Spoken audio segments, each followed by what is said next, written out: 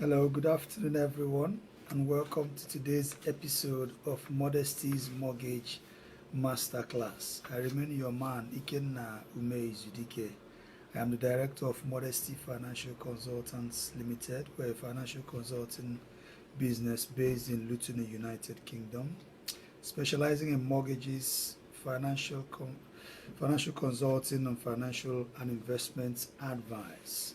So today, this is another opportunity for us to learn a few things about mortgages and a few things about property funding and property finance, like we do every Wednesday. So every Wednesday we gather here to gain some more knowledge on the things that are pertaining to mortgages and properties and property finance. So today we're going to be discussing a very important document. Hi, Kechi. Good afternoon. Thanks for coming on. We're going to be discussing a very important document that is part of your mortgage document. A lot of people who have applied for mortgages, or people who are yet to apply for mortgages, or who are in the process of their mortgage application, this is going to be very useful for you because sometimes these documents get overlooked and people do not pay enough attention to the contents of this document. But it's one of the most important documents that you get in the course of your mortgage application, which you should pay a lot of attention to. So today I want to devote time to breaking down the contents of this document and helping you understand what they mean and what the implications are and how they apply to you and how you can utilize the information there to your own advantage. Okay, so that's basically why I have decided to give. Hi, Karade, good afternoon. Thanks for coming on. That's why I've decided to give these documents at the attention it deserves, to basically explain to everyone who's got this document what it means. So if you've got yours, you can just hold it while we discuss this so that you can be following it section by section on that document. If you haven't, you just listen, you get to understand what I'm saying, and we'll break it down to the very basic principle for everyone to understand. Chidozie, good afternoon. I can see you. Thanks for coming on.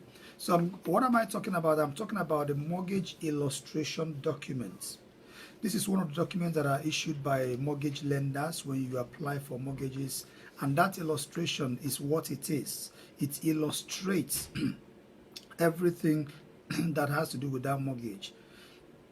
It illustrates what the product is, what you are getting into, what the financial implications are, the figures, the terms, and all that information that are very, very important for you as far as that mortgage is concerned. So a typical mortgage illustration document will contain things like this.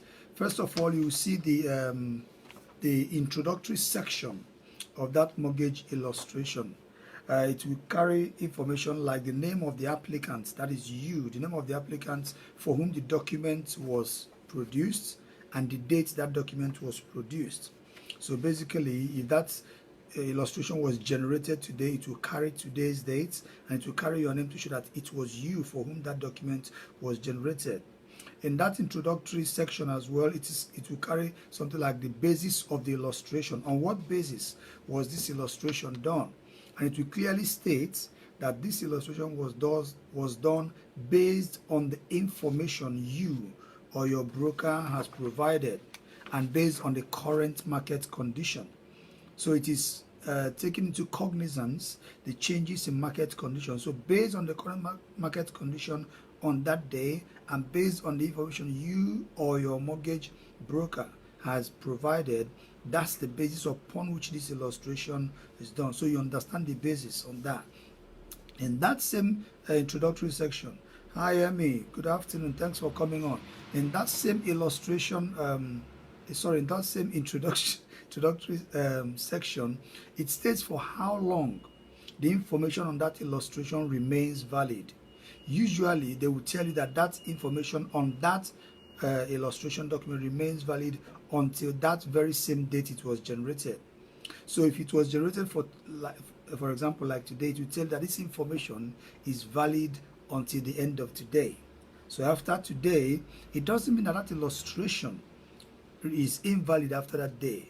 It simply means that the information there was generated based on the information on that date, based on the market condition on that very date. Meaning that tomorrow, the market condition could change, terms could change. So the illustration you got, the market condition may not be the same thing as at the date you'll be completing your mortgage transaction. If situations change, as at that time, the lender could withdraw that product before that date and tell you that that product is no longer available. So this kind of avails them of any kind of liability if that happens. Okay, now it's also in that introductory section, it also clearly states that information may change in line with the market condition. So it makes provision for market changes. And in that introductory section again, you see some kind of statement of non-obligatory nature of that illustration, which means that the lender is not obliged and has no obligation whatsoever. As per the information on that illustration, they are not bound by it to offer you mortgage based on that information. So if you read something like the information, the document does not constitute an obligation for this lender to grant you a loan. So that they have generated an illustration for you does not place on them any obligation to grant you a loan. So that is clearly stated in the introductory section. Now, under this section as well, should also have the mortgage application or reference number. And that number is most likely going to be your mortgage account number going forward. So every reference to that mortgage will always be referenced to that number. And your mortgage account number most likely will be that same number on that illustration document going forward. Okay, so that's the introductory section. Then we now go to section 1 of that illustration document. In that section 1, you will now have the lender's details. So you have the lender's details in section 1 of that document, which tells you who the lender is, how you can contact them, their phone number, and their postal address is always on that illustration document. So their full address, the lender's name, and their contact details. This is very necessary so that if you have any questions or queries regarding that particular mortgage, you can always reach the lender. That is the minimum requirement from the regulators. Section 2 of that mortgage illustration document is where they discuss the credit intermediary. In this case, it contains details of any intermediary you have used in processing that mortgage. Intermediary means either your financial advisor or your broker. So in section 2 of that illustration document, you have information relating to the credit intermediary. Now that information will contain the address. So your intermediary is your middleman, like the broker or the financial advisor. So you should have the name of the firm, that is the company, the brokerage firm or the advisory firm that is arranging that mortgage on your behalf. You should have their address, you should have their phone number, and in some cases it has the contact name of the broker who is specifically responsible for that mortgage arrangement. So you have entrusted that mortgage into their care and they're acting on your behalf. So they have the rights on your behalf to make certain decisions and to make certain declarations on your behalf because you have given them the power to do that. So that document will clearly state who it is that is acting on your behalf. So this is very, very important because it makes it easier for you to identify not just the company that is representing you, but in some cases, the particular mortgage broker who brokered that deal or who is acting on your behalf or who recommended that product for you. So if anything should go wrong, as far as that mortgage advice is concerned, you can pinpoint the very particular person who actually gave you that advice or who sold that mortgage product to you or who recommended it to you. If you need to make any complaints, this is very, very important. So some illustrations go as far as carrying the name of the advisor and then their phone number or their contact details.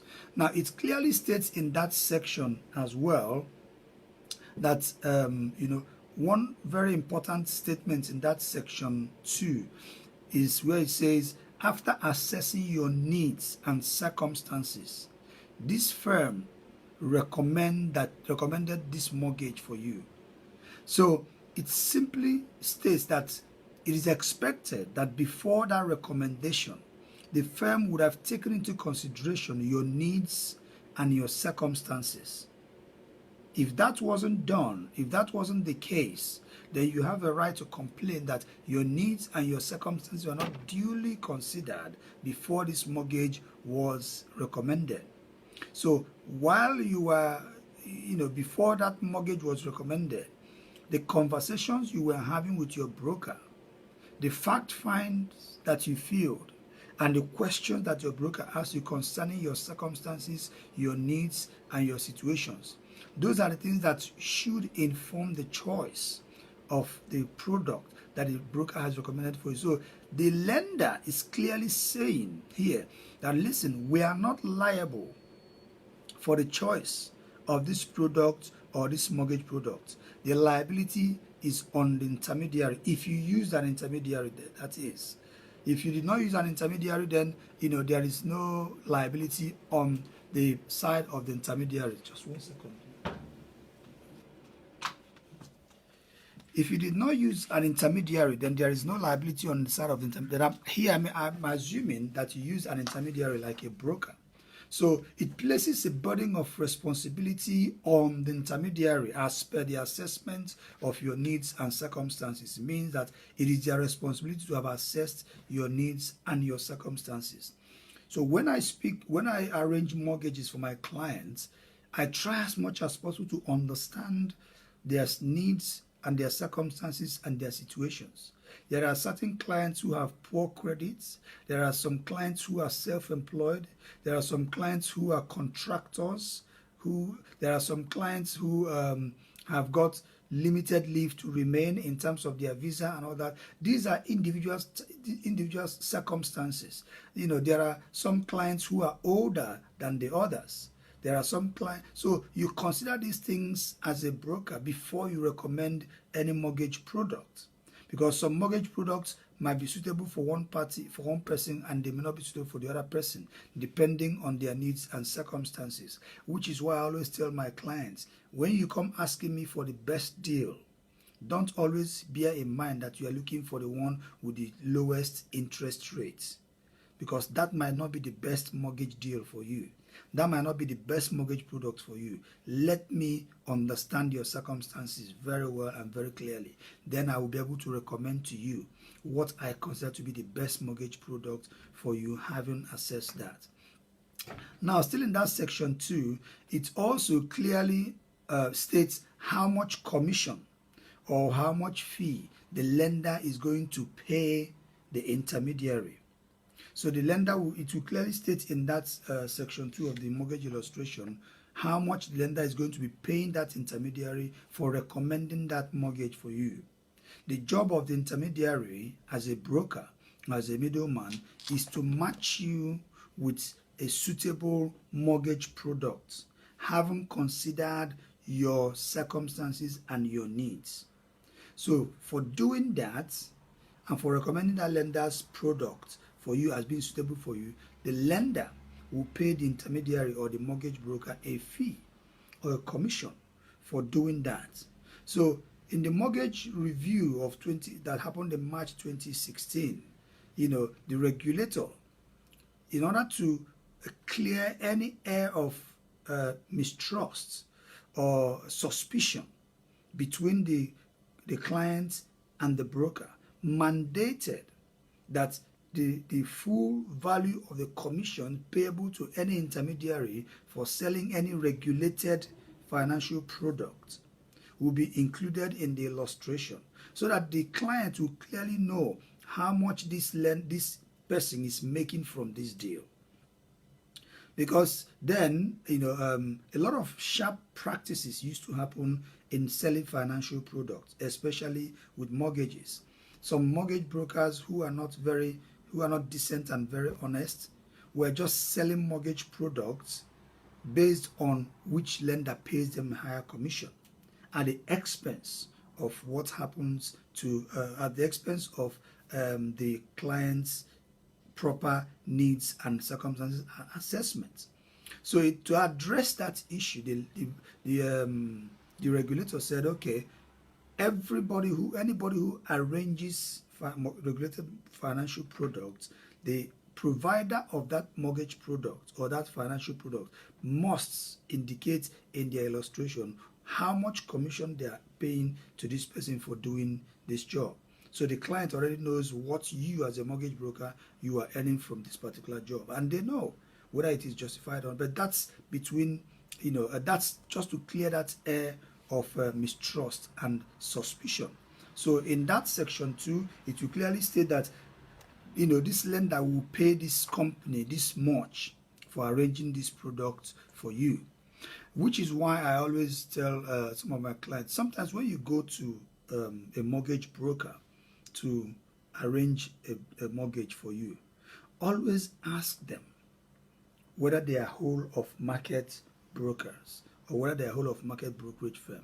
Whole of market brokerage firm means that they have access to all the mortgage products in the market, which means they are more likely to recommend to you products that best suits your needs and your circumstances than a broker who has access to a limited panel of lenders.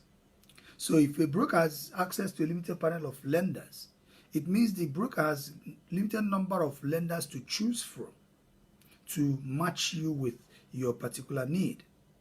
That means that that particular product may not even be the best product for you, but that's the best product available from the panel of lenders that that broker has access to.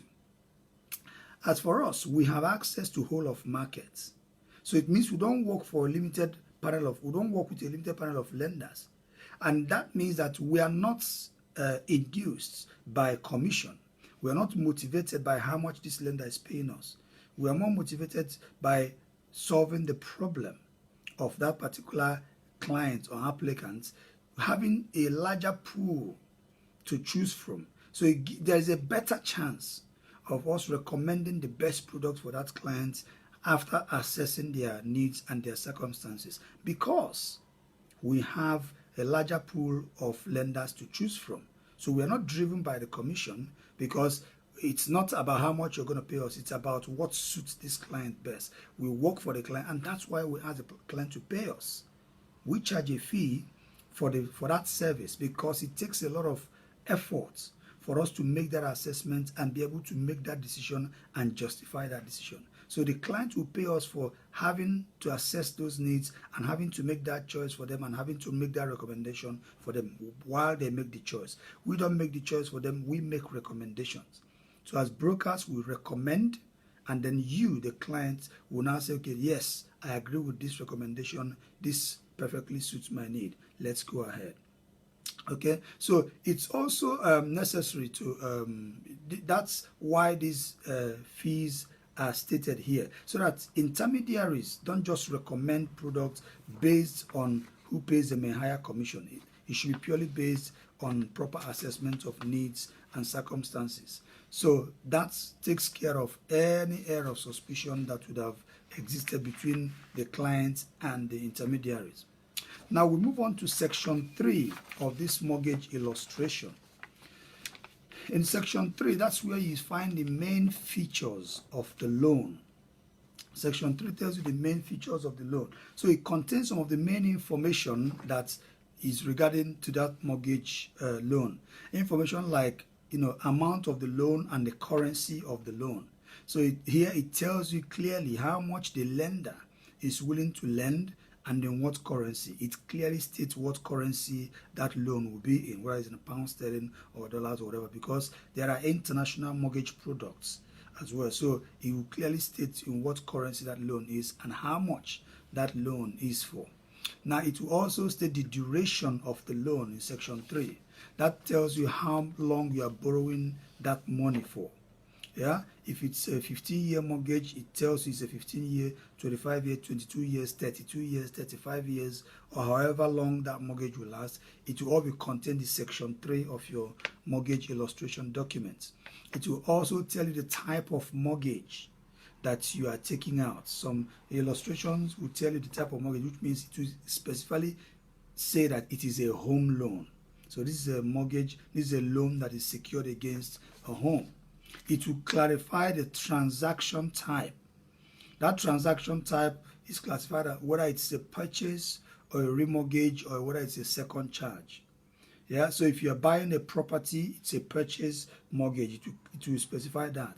If you're remortgaging, which means you have mortgage previously, and then you are either trying to change to a new mortgage product or trying to borrow extra money on top of what you have already, trying to get, take money out of the equity that is in the property, that's remortgaging. So you are basically arranging a new mortgage product different from what you currently have. So it might be a remortgaging with capital raising, which means you're borrowing extra, or remortgaging without capital raising, which means you're not borrowing anything extra, you're just trying to switch from one mortgage product to the other. That's remortgaging without capital raising. It will also state the repayment type. In section 3, it will state the repayment type. So there it will tell you whether it's an interest-only mortgage, or whether it's a repayment mortgage, or whether it's a discount mortgage, or whether it is a standard variable rate mortgage. I have discussed mortgage types in the past, so I think it's on my YouTube channel as well. You can go to where we discussed different types of mortgage. You will understand the difference between discount mortgage, standard variable rate mortgages, fixed rate mortgages, and all that, right? So that's where it would state what type of mortgage product you have taken, or the repayment type of that mortgage. Now it will also state for how long that mortgage is fixed, if the mortgage is a fixed rate mortgage. So if you've taken a 2-year fixed or 5-year fixed, in section 3, that's what it's going to tell you for how long it's fixed.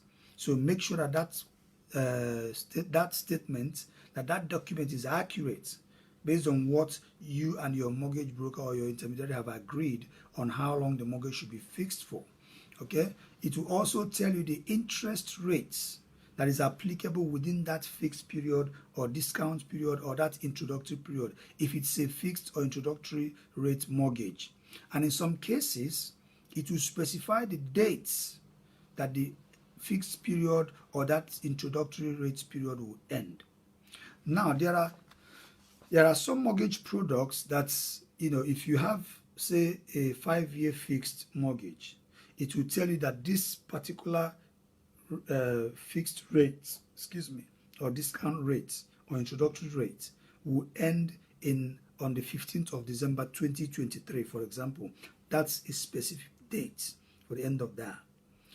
While there are some other products for the same 5-year fixed, they will not be specific about when that will end, but they will tell you for how many months from the date of the commencement of that mortgage. So those are two different ways of expressing the fixed term mortgages.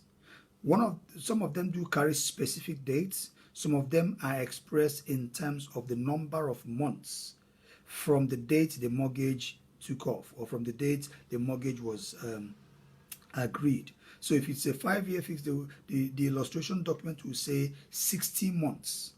So they'll just count from then on 60 months exactly on that date. That's when the mortgage deal will expire, if it's a fixed or introductory rate mortgage. Now, if it's a fixed mortgage, it will also tell you what the revert standard variable rate will be in section 3. So it will tell you that after the fixed period, this mortgage will revert to this particular rate, usually the standard variable rate. Okay, so if that standard variable rate is every lender have their own specific standard variable rates. For some lenders, it is the standard variable rate plus some other kind of benchmark, maybe LIBOR or something like that. Sorry, just going to this. Well, maybe a LIBOR or some other benchmark on which that's standard variable rate. So it basically just said that when that fixed rate period ends, that rate will end, and then your rate will revert to another rate. So in that section, it will tell you what the revert rates will be. Now, in that same section, it will tell you that the standard variable rate, whatever the revert rate is, will change at any time. But the lender will notify you before those changes are made. Before they switch to any revert rate, you will get the notification early enough to tell that, oh, from this particular time, the rate will be changing to something else. So, but it will tell you in that section 3 clearly that this standard variable rate could change at any time. So it's not like the fixed or the introductory rate, which has been fixed for a period of time. Once you are out of that fixed period of introductory rate, the standard variable rate is then susceptible to changes. So it could, it could fluctuate up or down. In that section 3 as well, it will tell you the total amount that will be repaid. So this tells you how much you're going to pay back to the lender if you were to stay with them for the whole term of the mortgage. So remember, the total amount to be repaid will tell you how much you would have paid back to the lender for the whole term of that mortgage, based on the assumption that that's rate that you will stay with that lender for the whole term of that mortgage. It's not very realistic though, but it's important to have that information based on that assumption, just in case you remain with a lender. For example, I have an illustration here that says, the total amount that will be repaid by this particular borrower is about £477,970, a period of 22 years. The actual amount that was borrowed was £335,000. So it will tell that we are lending you £335,000, but for 22 years, assuming you remain with us, the total amount that you would have repaid for this is £477,970. So you know exactly what you are paying back to the lender for the period that you are borrowing that money for. So that amount that is repaid over the, it's not just the fixed period, it's over the whole period of the mortgage. So not when you see 477,000 for a 5-year fix, and you will be thinking, does it mean in 5 years time I will be paying this amount of money? No, it's spread across, over the whole term of the mortgage. Now, in that same section, it will now express that amount that you are repaying per £1 borrowed. So it will tell you that for every £1 borrowed, you are repaying this much. So that's, to break it down to the very smallest unit for you to have clarity over what you are paying and what you are repaying. So for example, for this illustration I have here, it says that this particular borrower, for every £1 borrowed, will be paying back £1.42. For every £1 borrowed, we're paying back £1.42. So what does that mean? It means that for every £1 you have borrowed, the interest you are paying on that £1 is 42p for every £1. So basically, it's a 142% rate of repayment. So it's a 142% repayment you are making. For every £1 borrowed, you are paying back £1.42. So that means that over the term of that mortgage, you are paying back in total 42% of whatever you have borrowed from that lender. So that's what that expression is. So it's very clear to you, it becomes very clear to you how much it's costing you per pound for borrowing that amount. It tells you how expensive or how cheap that mortgage is to you. So this is based on the assumption, remember, that the rates indicated in that illustration will remain the same throughout the period of that mortgage, which includes the fixed and the standard variable rates when it reverts. So this illustration of how much it's going to cost per pound is based on the assumption that the rates don't change as per what's expressed in the illustration. That if it's a fixed rate, it remains like that throughout the fixed period, and if it reverts to a standard variable rate, that it reverts at the rate that is stated here and remains like that throughout the term of the mortgage. So there are several assumptions that are built into this illustration, but that's why it's an illustration, to just give you an idea of what that mortgage is going to cost you. It doesn't mean that is what the situation is going to remain for as long as that mortgage is taken. In that same section 3, it spells out the value of the security property. So the property you are going to be securing that loan or against, it spells out what the value is. At this point in time, it is the value that you have given the lenders, or the value that you have told you and your broker has reached to say this is what this house is worth, or the house I'm buying, this is what the house is worth.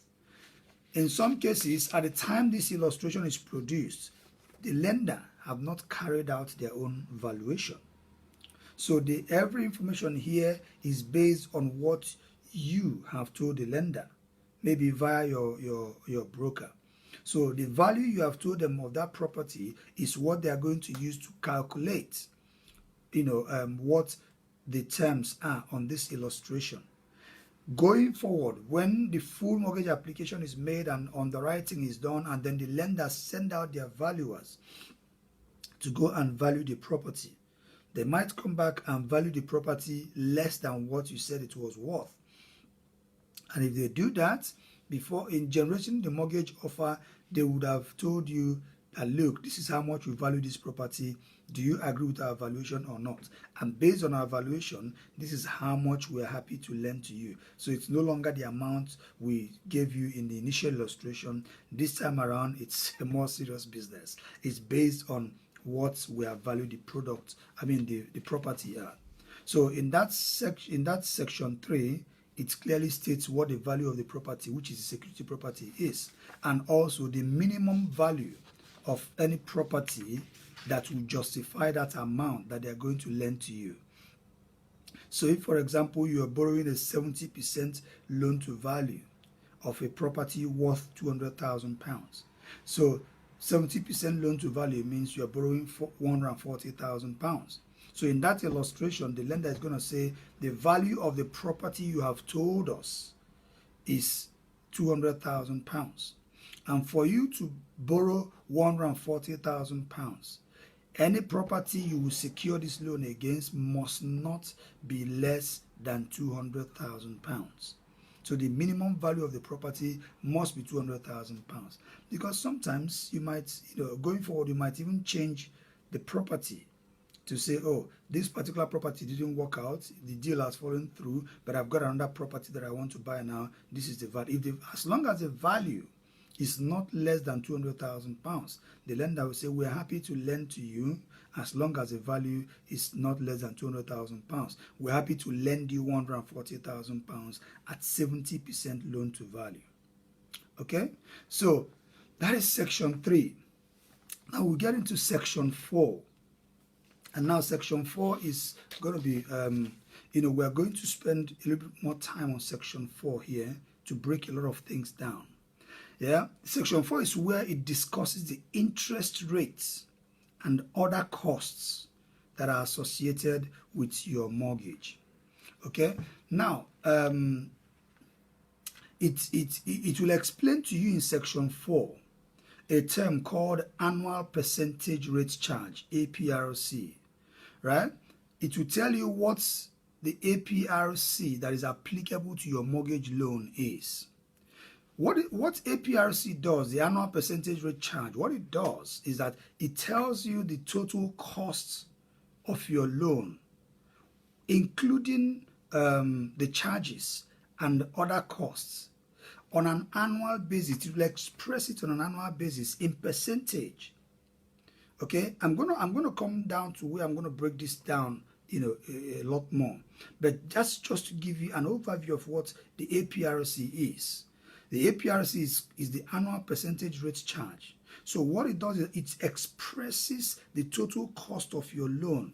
Hi Patrick, hi Sunday, hello Chiedozie, good afternoon all, thanks for coming on. It expresses the full percentage of the total cost of your loan on an annual basis. It expresses that in percentage, including the costs and the other charges. So this particular information is very useful for comparing two mortgage deals or for comparing two or more mortgage deals. So this is the basis upon which mortgage deals are compared on APRC, on the annual percentage rate charge. So the annual percentage rate charge, the APRC, is different from APR. Yeah, APR is just the annual percentage rate.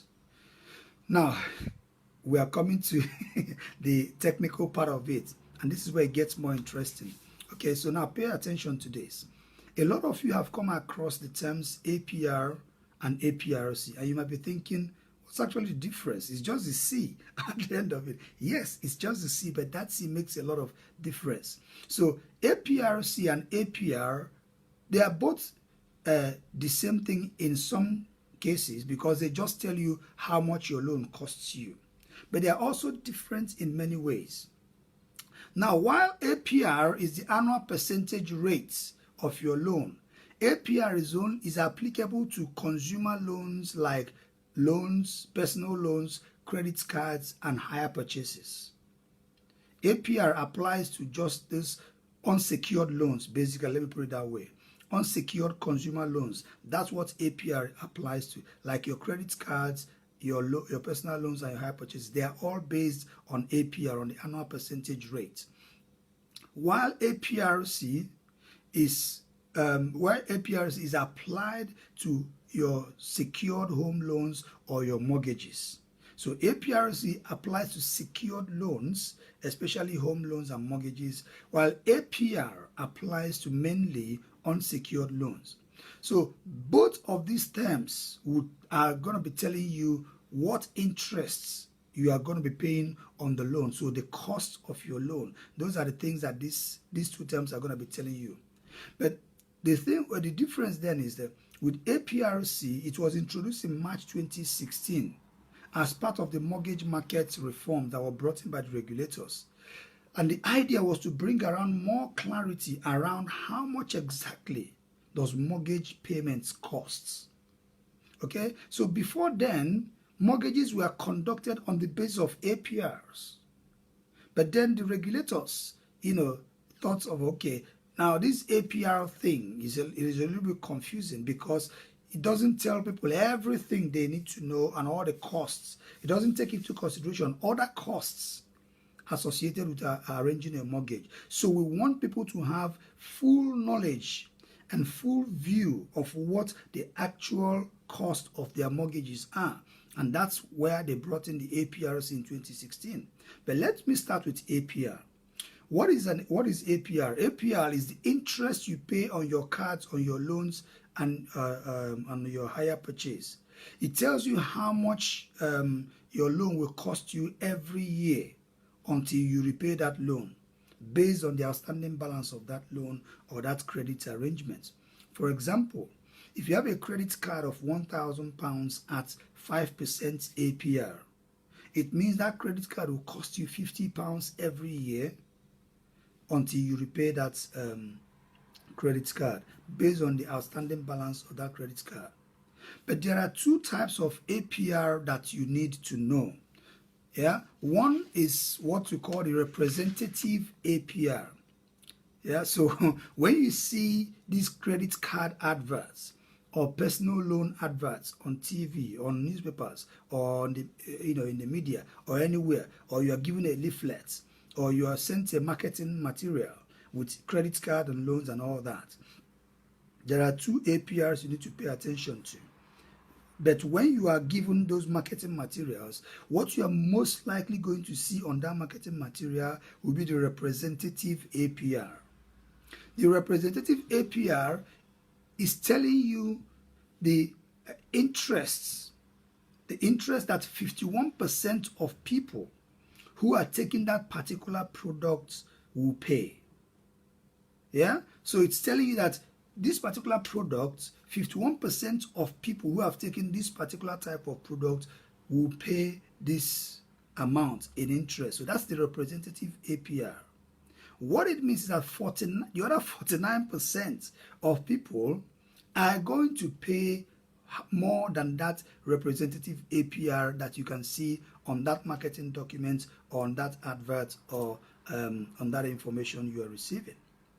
So while you receive that, you don't know where you fall. You don't know whether you fall within the 51% that will pay that APR that is advertised there, or whether you fall within the 49% that will pay more than that APR. So if you want to find out where you're going to fall, there is only one way to find out, which is apply for that credit. So when you apply for that credit, it now becomes personal. They will now personalize the interest rates, which now brings us to the second type of APR that you should look out for. That's what we call the personal APR. But before I discuss the personal APR, what I need you to understand is, what lenders do with the representative APR is that they present that information so that people can use it to compare that credits with similar credit products in the market. So if you are comparing, loans or credit cards or hire purchases, remember that the APR can differ now based on the amounts. So it differs based on the amount. So if you are comparing any any credit product, credit card, loan, or hire purchase based on the representative APR, make sure you type in the loan amount, because the loan amount is what will specifically tell you what is applicable to that amount of loan on representative APR basis. That's where you get a more decent comparison. Now, when you now apply for that credit, you are now moving away from the representative APR region to the personal APR region. Now, personal APR is the rate that now applies to you personally when you are applying for a loan, credit card, or hire purchase. Hi, Amara. Hi, Emmanuel. Good afternoon. Thanks for coming on. So, at that moment in time, the lender will now tell you specifically how much interest is applicable to you as a person for applying for this loan and this amount based on your individual circumstances. So bear in mind that your personal APR could be significantly different from the representative APR because it is based on your individual circumstance. So it could be significantly higher than the representative APR. It could be significantly lower than the representative APR. So when you carry that credit card leaflets and you look at the representative APR to say, oh, 5% representative APR, wow, this sounds good. And then you jump onto it, and then you grab that credit card, and you do not take time to now look at the personal APR that's applicable to you. You might now end up knowing that your own personal APR is something like 51%. And then you have at the back of your mind that this credit card is going to be costing me 5% every year. So if I apply for £1,000 credit card, I won't be paying more than £50 every year. Well, that sounds cheap. That sounds affordable. I'm grabbing it. And then you jump on, you apply, and you are accepted. But you have not paid attention to your own personal APR. And then when your credit card bill comes, you are expected to pay, you'll be seeing a bill like, £60 a month for you to pay, and you're like, no, this can't be right. The leaflet I had said 5% representative APR. So I am telling you why that is now. So when you now apply for that credit card or loan or hire purchase, look at what your own personal APR is, because that's when they take into consideration your individual circumstances, including your credit reports. Yeah, and then the product will now be designed around that your individual circumstances, and the interest rate will reflect who you are or who the computer says you are, right? So if you have had poor credits, if you have had issues in repaying credit, if you have had defaults or CCJs or anything, it will all reflect in the rate you'll be receiving. For somebody with a better credit report or better credit history, it will reflect a different thing. So those are the two things. Now, the representative APR, yeah, is good for comparison, but the personal APR tells you more about you and the rates that you will pay. Now, let's talk about the APRC. What is APRC? This is the one that applies more to mortgage. So when you are applying for a mortgage, there are 3 rates that will be evident in your mortgage illustration. Yeah, the APRC is one of those rates.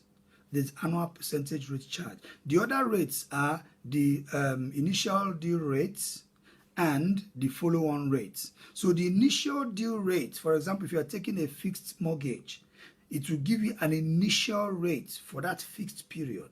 So if it's a 5-year fixed mortgage, it will give you an initial due rate, say 3.59% for that 5 years. That's your initial due rate. Immediately the 5 years ends, it will now revert to what we call the revert or the follow-on rate, which is usually the lender standard variable rate. And that's normally higher than the initial due rate. So those are the 3 rates that are evident when you're taking out a mortgage: the APRC, the initial due rate, and the follow-on rate. Now, once that introductory rate is over, you go into the revert rate or the follow-on rate. What the APRC does is that it takes these 2 other rates into consideration, plus any fees or costs or charges that is applicable to that mortgage and that you're paying towards that mortgage, and then it computes all these things into a percentage. It computes all these things into a percentage, and that percentage will now represent what your real mortgage cost will be on an annual basis until you pay it off. So in other words, the APRC gives you what the real rates or what the real cost of your mortgage is by the time you pay that mortgage off on an annual basis. So you might find that the APRC usually is higher than the initial due rates and sometimes higher than the follow-on rates, because it is bringing these 2 rates together, and these other 2 rates are not taking into consideration the extra costs that mortgage is costing. For example, the product fee that you're paying for the mortgage, plus maybe valuation fees or any other fees that are associated with that mortgage. So, but the APRC, that's why the APRC was brought in, so that people will now understand the real and the true costs of that mortgage.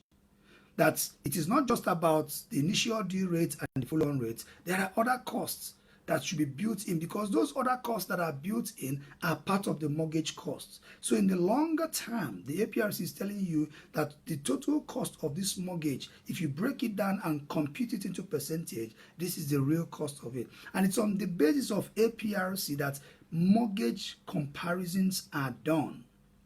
So mortgages are better compared on APRC than they are compared on initial due rates or on follow-on rates. I'm going to give you an example here with the illustration I have here. So this particular, this is a real life case anyway.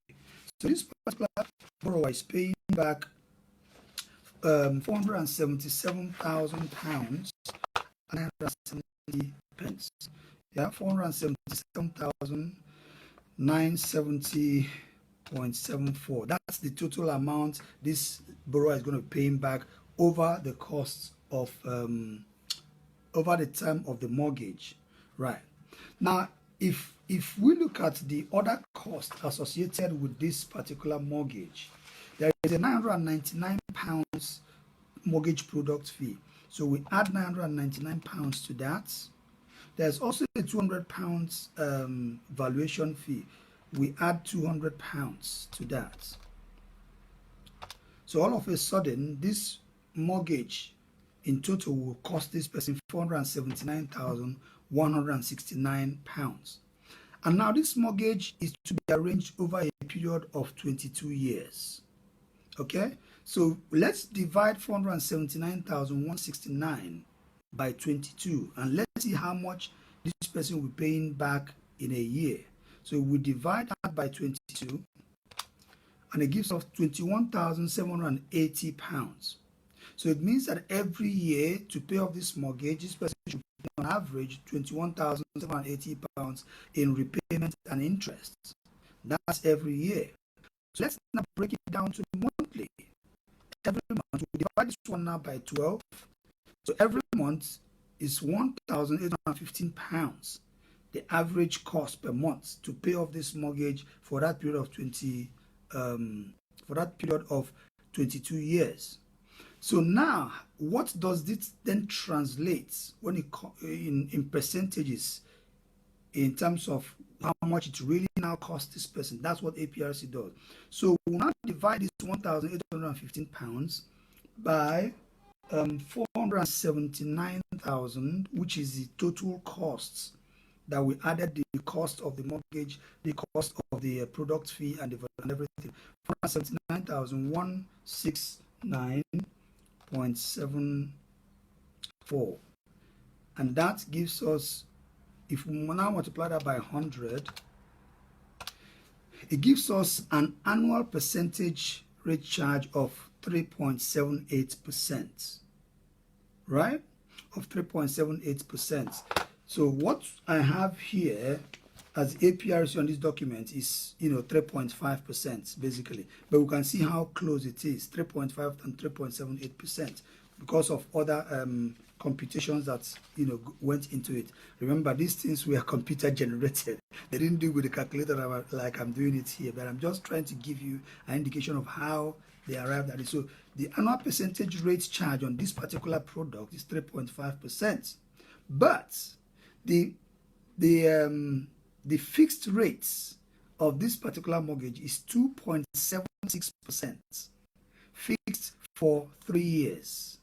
2.76% is the interest rate on this mortgage, fixed for 3 years. And after that, this will now revert to 3.59%. That is the standard variable rate as at the time this illustration was prepared by the lender. So look at the difference between the fixed rates and the annual percentage rate charge.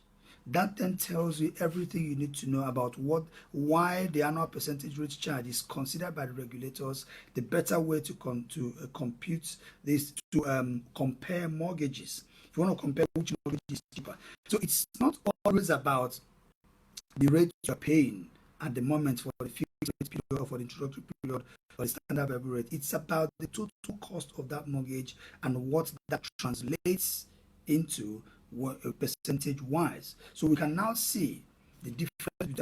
So when you pick up your illustration document and you see your APRC, and then you see the difference between the APRC and the rate of the mortgage rates or the introductory mortgage rate, you can now understand why that difference is and why the APRC is a little bit higher usually than the mortgage rates, because it's building in and factoring other costs. So what this does, it's clearly telling every borrower what they will be paying back in real rates, and it offers you a better basis for comparison. It reduces the amount of confusion that people have when it comes to introductory rates or fixed mortgage rates. So if you're looking to compare two mortgage deals or two or more mortgage deals, the APRC is the basis for the comparison, the best basis for comparison, not just the initial rates or the SVRs.